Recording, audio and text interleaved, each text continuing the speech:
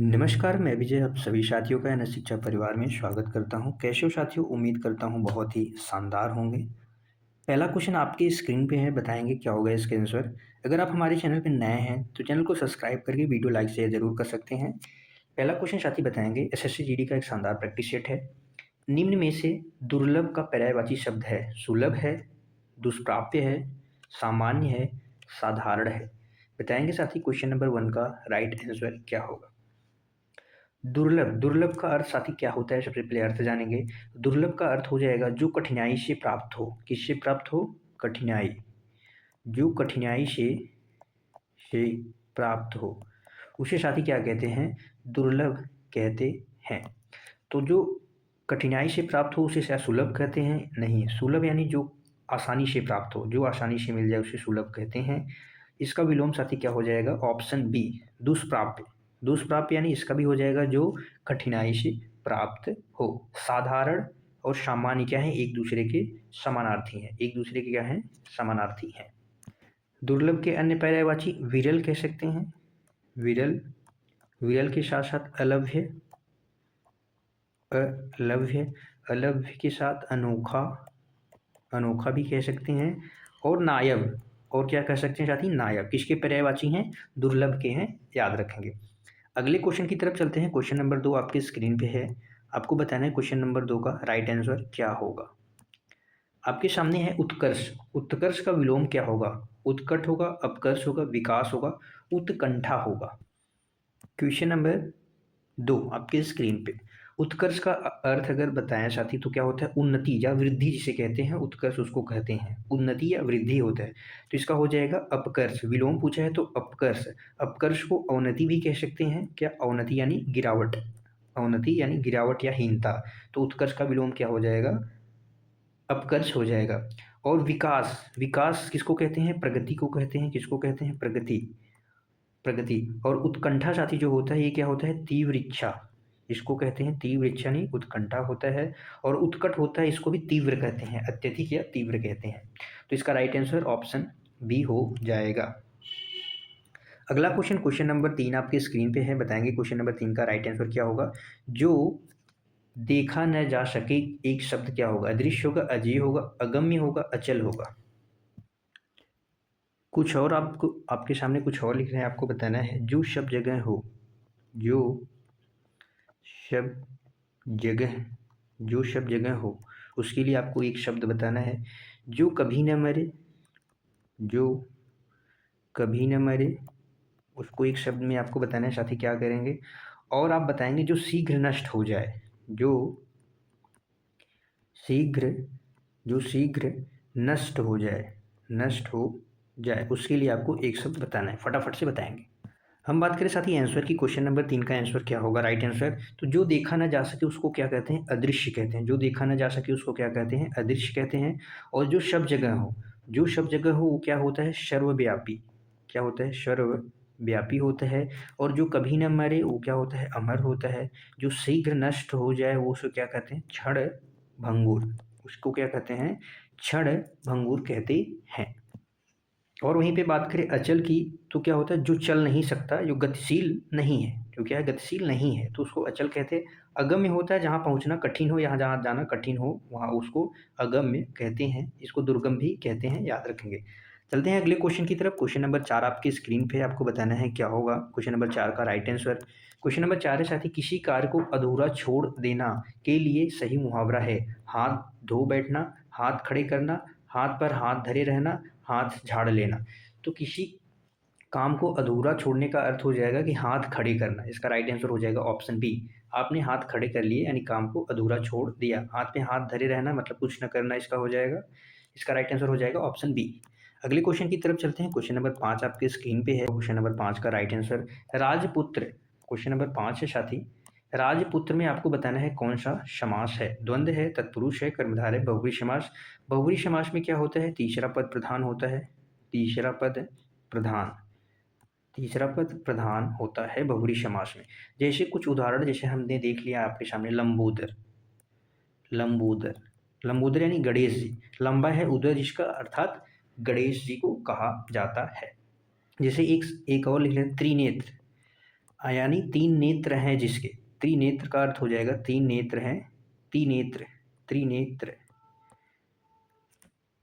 त्रिनेत्र का हो जाएगा तीन नेत्र है जिसके, यानी भगवान शिव जी से, शिव जी से। कर्मधारय समास दोनों पद साथी क्या होते हैं, दो पद होते हैं इसमें, और दोनों एक विशेषण होगा और एक विशेष होगा, एक विशेषण होगा और एक क्या होगा, विशेष होगा। जैसे नील कमल, जैसे नील कमल, कमल की विशेषता बताई जा रही है, कमल कैसा है, नीला है, तो यहाँ पे जो नीला हो जाएगा वो विशेषण हो जाएगा, विशेष क्या हो जाएगा, कमल हो जाएगा। राजपुत्र का हम समास विग्रह करेंगे तो क्या हो जाएगा साथी, राजा का पुत्र, राजपुत्र यानी राजा का पुत्र हो जाएगा, यानी का यानी विभक्ति है तो यहाँ पे कौन सा हो जाएगा, तत्पुरुष समास, कौन सा हो जाएगा, तत्पुरुष समास। द्वंद्व समास में दोनों पद प्रधान, दोनों पद प्रधान होते हैं। जैसे रात दिन, रात दिन में कौन सा समास हो जाएगा, द्वंद्व समास। सुबह शाम, सुबह शाम, माता पिता, दाल रोटी, सब में क्या हो जाएगा, द्वंद्व समास हो जाएगा। अगले क्वेश्चन की तरफ चलते हैं। क्वेश्चन नंबर 6 आपके स्क्रीन पे है, बताना है निम्न में से किस वाक्य में, किस वाक्य में त्रुटि है, निम्न वाक्य में बताना है किस भाग में त्रुटि है। मुझे आपकी बातों पर पूर्ण विश्वास है, मुझे आपकी बातों पर कोई त्रुटि नहीं, बताना है कि इसमें कौन सी त्रुटि है। इसका राइट आंसर साथी क्या हो जाएगा, ऑप्शन डी हो जाएगा। मुझे आपकी बातों पर पूर्ण विश्वास है, इस भाग में कोई त्रुटि नहीं है, किसी भी भाग में कोई त्रुटि नहीं है, तो इसका ऑप्शन डी हो जाएगा। अगले क्वेश्चन की तरफ चलते हैं। क्वेश्चन नंबर 7 आपकी स्क्रीन पे बताना है साथी, सत्कार का सत्कार शब्द में कौन सा उपसर्ग है, स है, सत है, सम है, सु है, बताएंगे क्या होगा सत्कार शब्द का, सत्कार शब्द में उपसर्ग। अगर इसका छंद विच्छेद करें तो क्या होगा, सतधन कार, सतधन कार, और यहाँ पे सत क्या हो जाएगा, उपसर्ग हो जाएगा, option A correct, option B correct हो जाएगा। अगले क्वेश्चन, क्वेश्चन नंबर 8 आपकी स्क्रीन पे है। अतुलनीय का आपको अर्थ बताना है साथी। अतुलनीय का अर्थ क्या होगा, जिसकी तुलना न हो सके, जो बहुत बड़ा हो, जो छोटा हो, जो सुंदर हो, जो सुंदर हो, जो छोटा हो, जो बहुत बड़ा हो, जिसकी तुलना न हो सके। क्वेश्चन नंबर 8 का राइट आंसर क्या होगा, फटाफट से बताएंगे और क्लास को शेयर करेंगे अपने दोस्तों के पास। अतुलनीय, तुलनीय अगर साथी होता तो जिसकी तुलना हो सकती है, अतुलनीय यानी इसका ऑप्शन ए करेक्ट हो जाएगा। जिसकी तुलना न हो सके उसको क्या कहते हैं, अतुलनीय कहते हैं। और जो बहुत बड़ा हो, जो बहुत बड़ा हो उसको विशाल या विराट कह सकते हैं, विशाल या विराट कह सकते हैं। जो छोटा हो उसे लघु या अल्प कह सकते हैं, क्या कह सकते हैं, अल्प या लघु, क्या कह सकते हैं, अल्प, अल्प या लघु। और जो सुंदर हो उसे क्या कह सकते हैं, मनोरम कह सकते हैं, ललित कह सकते हैं, चारु कह सकते हैं, बहुत कुछ कह सकते हैं। अगले क्वेश्चन की तरफ चलते हैं। क्वेश्चन नंबर 9 आपकी स्क्रीन पे है। अल्पज्ञ, अल्पज्ञ आपके सामने है, इसका अर्थ बताना है अधिक जानने वाला, कम जानने वाला, बहुत पढ़ा लिखा, विद्वान।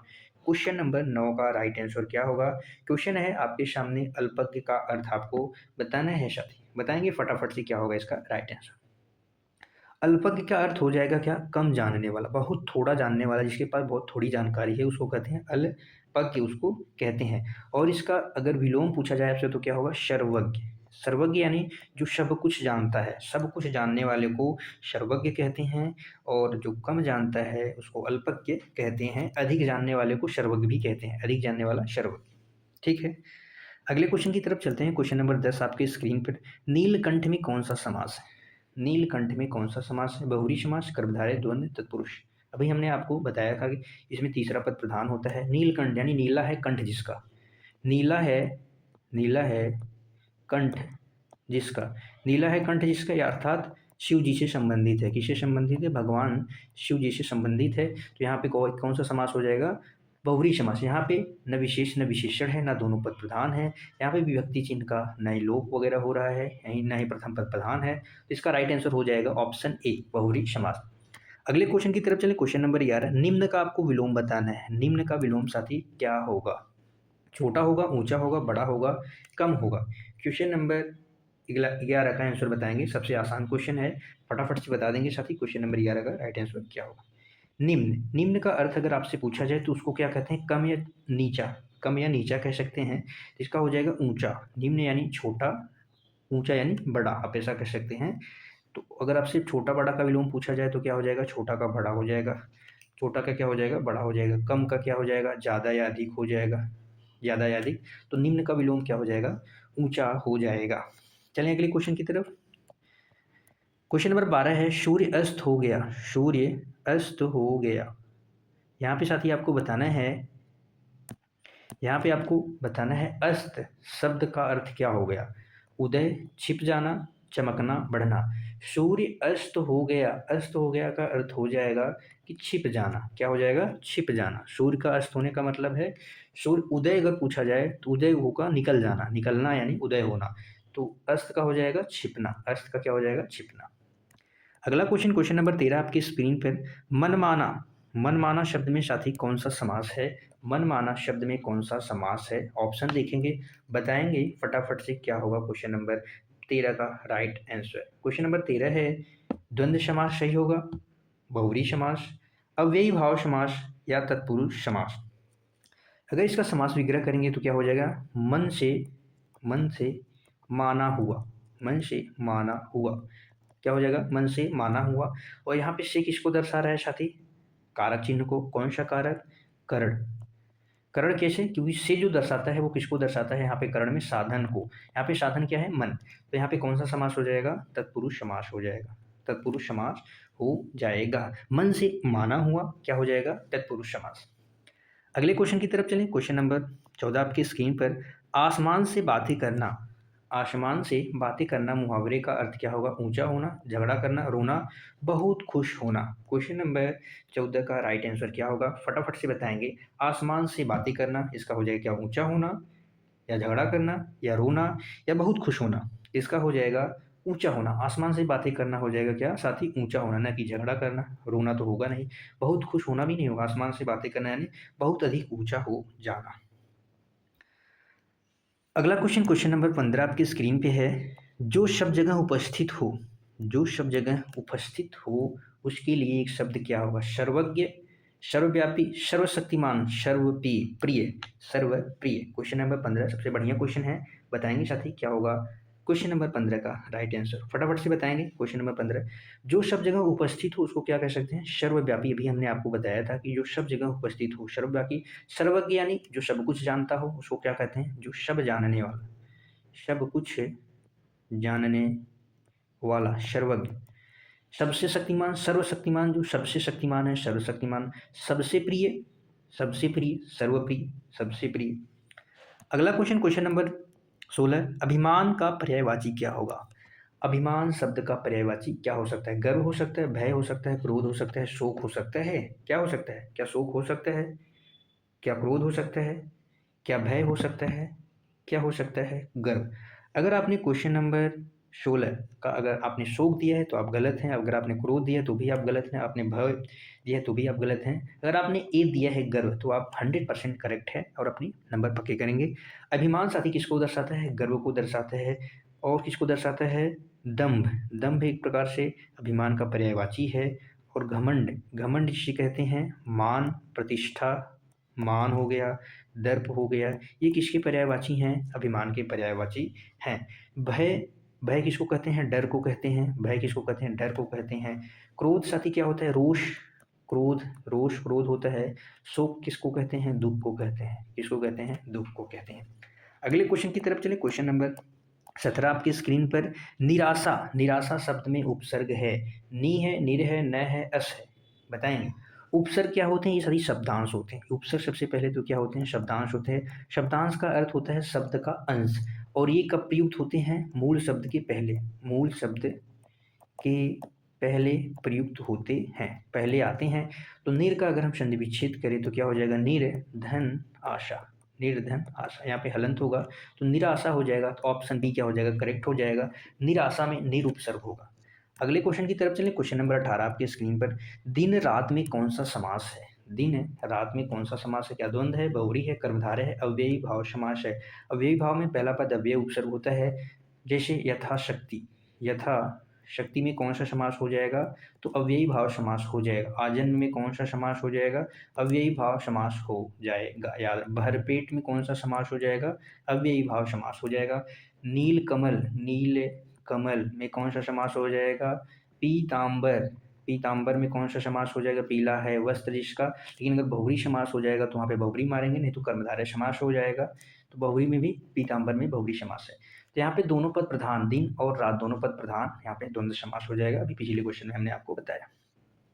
अगला क्वेश्चन, क्वेश्चन नंबर 19 आपकी स्क्रीन पर, कठोर का विलोम बताना है क्या होगा। कठोर का विलोम शब्द है सख्त है, मुलायम है, कड़ा है, भारी है। भारी का विलोम क्या हो जाएगा साथी, हल्का। भारी का क्या हो जाएगा, हल्का। कठोर और कड़ा क्या है, एक दूसरे के समानार्थी हैं। क्या है, एक दूसरे के समानार्थी हैं। इसका विलोम क्या हो जाएगा, मुलायम। इसका विलोम क्या हो जाएगा साथी, मुलायम। कड़ा का भी मुलायम हो जाएगा, कड़ा का क्या हो जाएगा, इसका भी मुलायम विलोम हो जाएगा। ऑप्शन बी क्या हो जाएगा, करेक्ट हो जाएगा। अगले क्वेश्चन की तरफ चलिए, क्वेश्चन नंबर 20 आपके स्क्रीन पे है। नाक कटना मुहावरे का अर्थ है। नाक कटना मुहावरे का अर्थ क्या है, घायल होना, अपमान होना, रोना, गुस्सा करना। नाक कटना का अर्थ क्या हो जाएगा, अपमान होना, कहीं पे अपमान हो गया यानी नाक कटवा दिया भाई तुमने, तो इसका हो जाएगा ऑप्शन बी, न घायल होना, न रोना, न गुस्सा करना। ठीक है, आज के लिए बस इतना ही था साथी। 20 क्वेश्चन जो कि हमारे एसएससी जीडी के हिंदी का जो हमारा सिलेबस है उसके अकॉर्डिंग हमारे एग्ज़ाम्स में 20 क्वेश्चन हमें देखने को मिलते हैं। उम्मीद करता हूँ साथी आप डेली ऐसे प्रैक्टिस सेट ज्वाइन करते रहेंगे तो उम्मीद करता हूँ 20 में से 20 स्कोर आप आसानी से कर सकते हैं। बताएंगे साथी क्लास कैसी लगी। आप सभी साथियों को क्लास को अंत तक देखने के लिए धन्यवाद है। फिर मिलेंगे अगली क्लास में, तब तक के लिए बाय बाय साथी। Thank you so much. खुश रहिए, मस्त रहिए और पढ़ते रहिए। जय हिंद साथियों।